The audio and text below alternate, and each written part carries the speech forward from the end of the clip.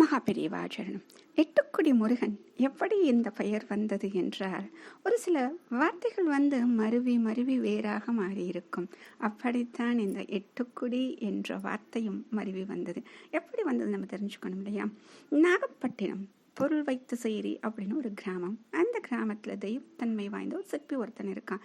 சரவணபவ அப்படிங்கிற 6 எழுத்து மந்திரத்தை ஓதிய வண்ணம் எப்பொழுது பார்த்தாலும் இருந்து கொண்டே இருப்பானாம். அப்பொழுது அவன் ஒரு சிலை செய்கிறான். பரந்த சோழ மன்னனுக்காக சிலை செய்கிறான், முருகனுடைய சிலையை. அந்த சிலையின் அழகை பார்த்து அந்த மன்னன் ஆனந்தம் கொண்டான். அப்ப அந்த மனசுல இன்னொரு எண்ணம் வருது அப்படின்னா, இது போல இன்னொரு சிலையை செய்யக்கூடாது என்பதற்காக அந்த சிற்பியின் கட்டை விரலை வெட்டி விட்டான். அவன் வருத்தத்துடன் அருகில் உள்ள கிராமத்திற்கு வந்தான். கட்டை விரல்கள் இல்லாத நிலையிலும் கடுமையாக முயற்சி செய்து மற்றொரு சிலையை செய்தான்.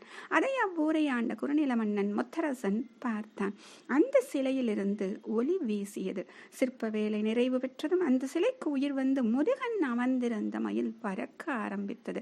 மன்னன் அந்த நேரத்தில் அதை எட்டிப்பிடி என உத்தரவிட்டான. காவலர்கள் மயிலை பிடித்தனர்.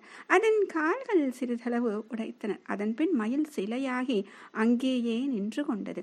எட்டிப்பிடி என்ற வார்த்தை காலப்போக்கில் எட்டுக்குடி என மாறி தற்போது எட்டுக்குடி எனவே மாறிவிட்டது. அதுவே இப்பொழுது அந்த பெயராகவும் நிற்கிறது. மகாபெரிவா சரணம்.